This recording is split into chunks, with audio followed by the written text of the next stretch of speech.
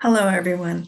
I'm Ruth McDermott Levy. I'm a professor at Villanova University, and I'm also co-director of the Mid-Atlantic Center for Children's Health and the Environment. And what we do at the Mid-Atlantic Center is, my slides didn't move forward. Just a second, there we go. We address children's and reproductive environmental health. So if there are things that you may be concerned about with possible exposures such as lead or chemicals or mold, you can contact us and we can help you navigate that. We also educate healthcare professionals about environmental exposures through webinar series and through individual consultations. We cover Pennsylvania, where Philadelphia is located, and also Virginia, West Virginia, Delaware, Maryland, and the District of Columbia. So if you know anyone in these areas, you can refer them to us if they have reproductive or children's environmental health questions. As you can see on the map to the left, there are a pediatric environmental health specialty unit across the United States, and you can identify which state and what region a person is in. If you can't contact that particular pediatric environmental health specialty unit, you can contact us and we will help you make that connection. We are funded by the Centers of Disease Control, and that organization within the Center of Disease Control and Prevention is the Agency for Toxic Substance and Disease Registry. So that's essentially the toxicologists of the United States. We also are funded by the Environmental Protection Agency of the United States, and we work closely with people in those agencies. So I want to talk to you about pests in your home, and if you've had that experience, you know they can be very annoying and frustrating to deal with. So we're going to talk about how to deal with them safely and prevention. The three big problems in Philadelphia are bed bugs, roaches, and mice. And so they're the three that we're going to talk about. When we think about pests, pests are living things, and so like us, they want three things. They want food, water, and shelter. And so what I say to people is you want to think about not being a good host to these pets, trying to eliminate places where there may be water. Consider what kind of shelter that these pests like, and we're going to talk about that. And then not offering food, and we'll talk about how to eliminate that risk. So we're going to start with bed bugs.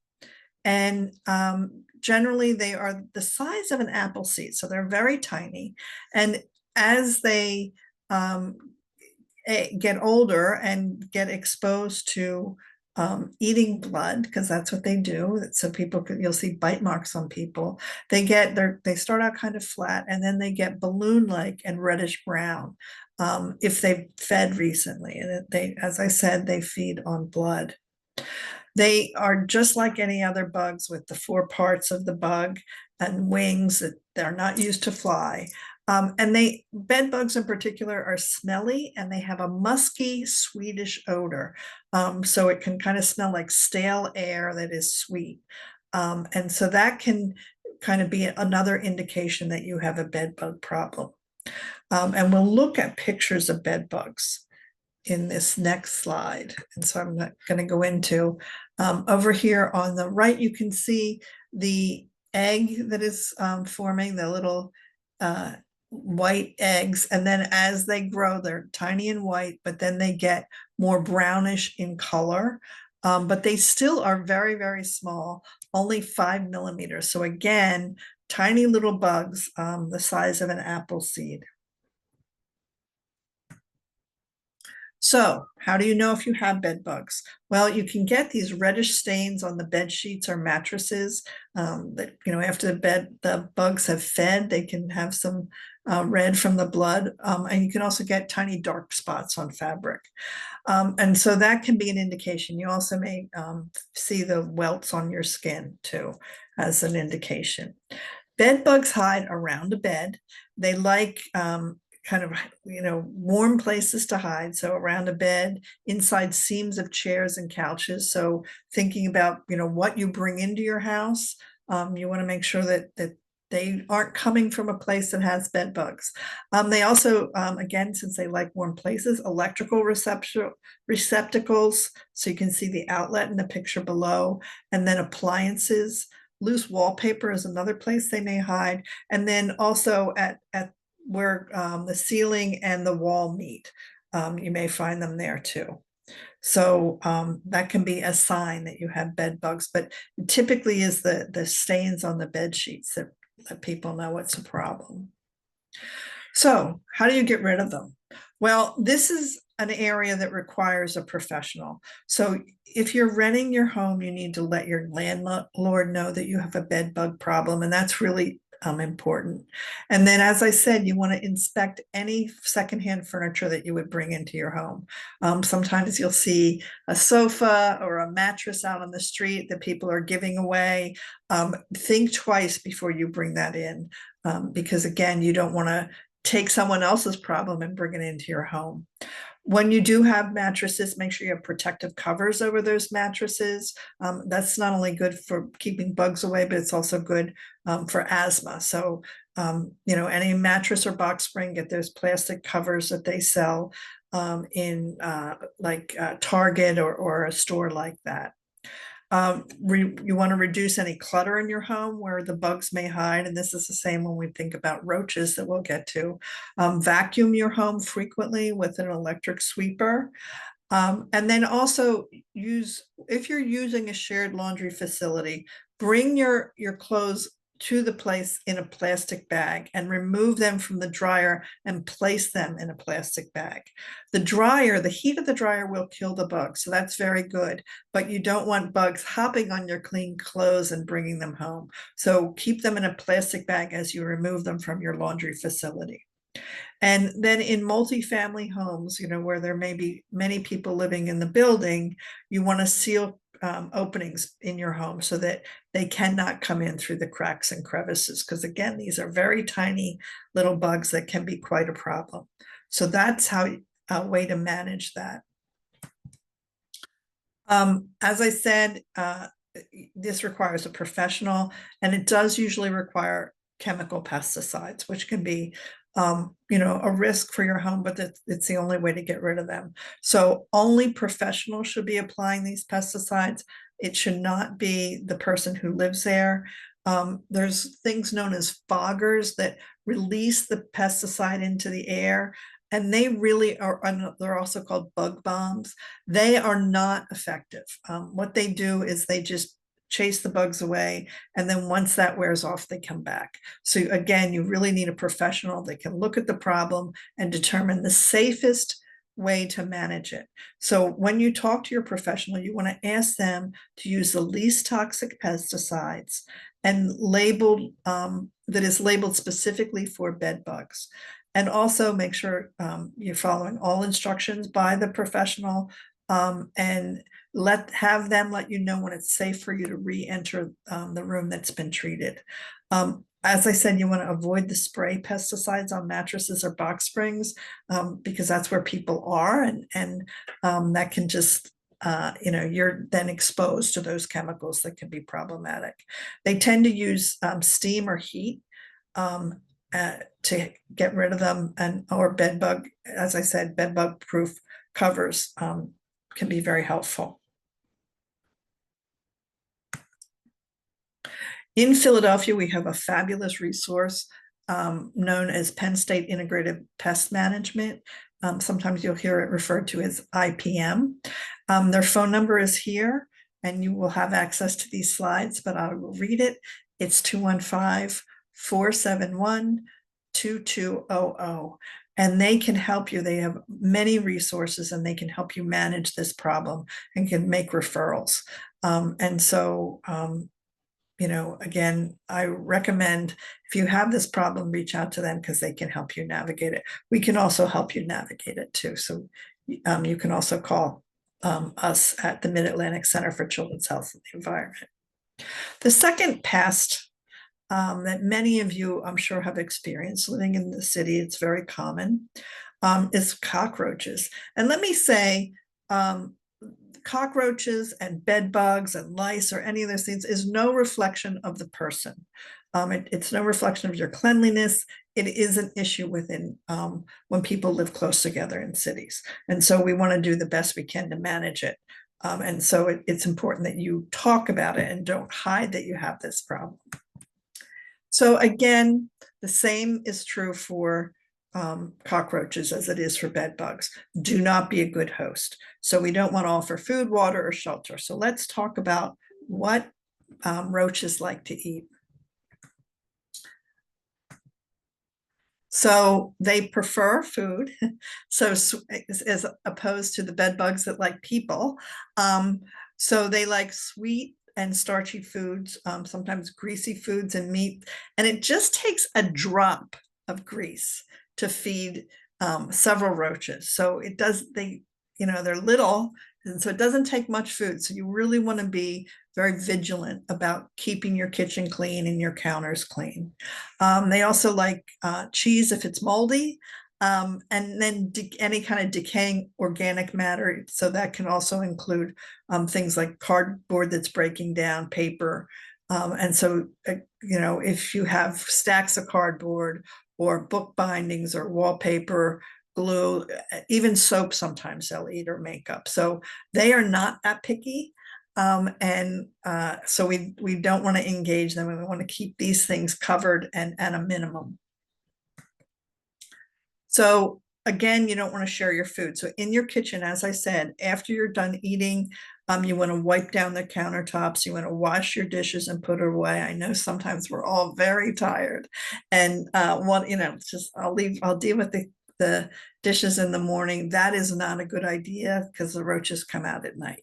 So clean after eating, get in the habit of just wiping down your countertops and washing the dishes and putting them away. You also need to store your food safely.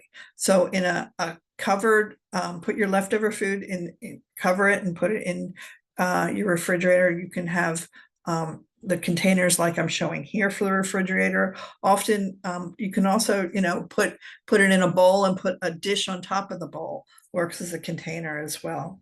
And that also keeps your food from spoiling. Remove any pet food that you may have, or keep that pet food covered, but don't leave the dog's bowl or the cat's bowl with food out overnight. And you want to empty your garbage cans and remove the clutter, because as I said, they like cardboard and paper bags, the glue that hold paper bags together. So these are the things that cockroaches like, and so we don't want to have that around to be a good host for them. So this is a picture of really kind of doing some good investigation. After you wash your dishes, you need to also clean the trap that's in the sink, because that is a feast for a large family of cockroaches. And again, the crumbs that may be left. So this is an opportunity to get the whole family involved. There's no reason why the children can't wipe off countertops. They cannot work with pesticides, though. Again, that's a profession. After, you want to check they like to drink as well, so you want to check your sinks to see if they are any leaks either coming from the faucet or under the sink. So check in the cabinet below that there's no leaks. If there are leaks, this is a time that the landlord would get involved. And then also remove any cups or pet water overnight. So before you turn off the lights of the kitchen, you want to look around and see where is a place that may entice your roaches to show up. And then for shelter for roaches, as I said, they like to hide as well. So clutter is a great place for them to hide. They also will be inside walls or cabinets throughout the house. So in the basement, attics, any waste bins. They like warm areas, so you may find them inside microwaves or computers or any smoke alarms. Any electronics that are running is a place where they may be keeping warm. And then also you may see them in entry holes. So you want to look around to see where they might be coming into your house, and looking both inside and outside. and making sure those holes are patched up. For this, management of roaches is done by the resident. So this is what you want to do. And again, you want to keep your place clean and do not be a good host to provide food for the roaches, and don't provide shelter with hiding places. What we don't recommend sprays for managing roaches. What we recommend is what's called bait. And it's either in a puck, and I have a picture of that on the next slide, or gel. And so you can put the pucks out where the roaches are living. You want to make sure that children don't play with them. So you may need to put them in cupboards, but that will attract the roaches, and they'll eat that. They'll go away and they will not come back. And then you leave the puck there until it is empty. Then you throw it out. Okay, so that's kind of, they think it's food. It will kill the roaches and send them away. And then, or gels are the same thing, but the gels can be used in the cracks that you may find, and that will keep them away. And again, only use these if you have roaches. You don't use these for prevention. You use them when you have the roaches there. So this is what pucks look like, and you can get these at a hardware store. And you can ask for a roach puck. And then this is what the gel looks like. And you can see this faucet that's under a sink. There's a crack right there that a roach can come in. So that's a great place to put some gel if you have roaches. And they also have a puck right there. So, that's an example of something that roaches can come in. They eat that, and they are not coming back. And the last pest we're going to talk about, again, a very common pest in Philadelphia, is mice. And mice do not eat paper, unlike our roach friends, but they like food scraps and pet food. And so again, it's all very similar. So if you do all of it together, don't be a good host with food and water and a place to hide, you'll manage these three pests. So, put food, don't leave food scraps around, cover your food, put it away or have it in a garbage container, and keep the garbage container covered. Keep your kitchen area clean. And again, don't leave those dirty dishes in the sink. The thing with mice is, as they walk, they constantly are urinating or peeing. And so that leaves a trail for all their friends where to find the food. So you really, it's that they're going to show up, and then everyone else is going to show up. So if you can not entice them with your food, you're ahead of the game. They also like cracks. You can see the little mouse peeking out here. They are cute, but you don't want them in your home. So you would cover the cracks and openings. You can use wire mesh for cracks. And then also, if there's large openings in your home, that needs to be managed by the landlord.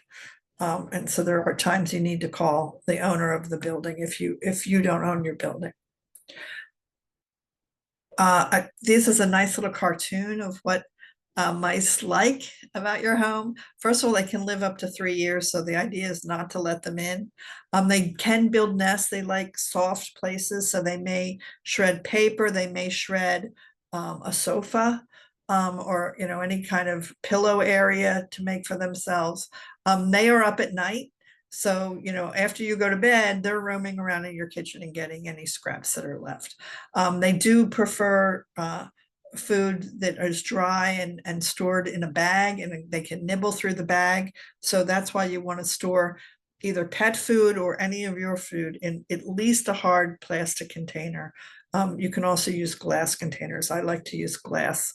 And what I do use is I use a lot of like leftover pickle jars that I wash out for rice and pasta, or spaghetti jars that I wash out from spaghetti sauce. So, it doesn't have to be expensive to manage this. This photo here, it shows the little cookie that's nibbled. So that can be a sign if you see things that are half-eaten, and you think that's odd, that usually is an indication you have some sort of pest, usually a rodent, like a mouse. And then also you can see their droppings. So if you see those, that's another indication. So to get rid of mice, again, keep your garbage cans covered, seal any openings. A mouse can shrink as small as the tip of a pencil. And so here's a pencil tip. It can get as small as this. So, think like a mouse and look at what openings are tiny enough and seal those off. You can stuff them with a hole or a crack with copper mesh or steel wool, and that can keep them out. Not regular wool, they'll chew through that and make it a bed, but steel wool. And then also you can use a silicone caulk or any kind of spackle or sealant or cement will keep them out. Weather stripping can also keep them out, but these are not chew proof. Sometimes they'll chew through those. So that's things to think about. Sheet metal or screens for outside. And if you have mice in your home, you want to use snap traps. And I have a picture on the next slide. You do not use poisons in your home. You've got children in the home, you've got adults. None of us need to be exposed to that.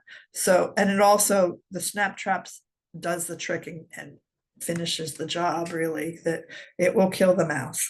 So this is what a snap trap looks like. You put the food up here on the yellow portion, and then you very carefully set it so that when the the mice eats the food, this copper colored piece of metal snaps down on the mouse and takes care of, unfortunately, of the mouse, but they're out of your house. So other things to think about with food storage are that, again, placing your food in hard containers, so either heavy plastic or glass containers, and then refrigerate any food that can spoil, such as meat, fish, dairy, or eggs. And a good rule, and this is the rule we use in our house, is we only keep refrigerated leftovers for 1 week. And you can use a marker to date it. I tend to remember of, okay, what do we have for dinner on Tuesday? Well, then, it's this Tuesday, it's time to get rid of it. You also want to check for smell and look for signs that it's going bad. If it looks slimy or moldy, certainly get rid of it. It's not worth getting sick for food that has gone bad. Dry food such as nuts, rice, or cereal are best stored in a cupboard in a hard plastic container, or, as I said, a glass container. And if you'd ever come to my house, you'd find out I have a lot of jars that I save for this very reason. And as I said, it doesn't cost me anything because I had already gotten the jars, from the food I had purchased. These are examples of heavy plastic containers for your cereals. You can also, I store flour in these containers, sugar, all of those things, so that it keeps pests away. And then here, oops, wait a minute. Here is examples of, these are glasses jars that you would purchase just for containing things. But as I said, you can wash out and save your jars and reuse them from food that you purchase. And then a reminder of how important it is to refrigerate food that can go bad, so that it gives the food longer shelf life. Actually, if you keep it refrigerated, it lasts longer. So thank you so much for listening. We are available. You can ask the Nationality Service Center for our information if you want to contact us. And we are here to help all of Philadelphia's children. So welcome to Philadelphia. And again, we're here to help support you.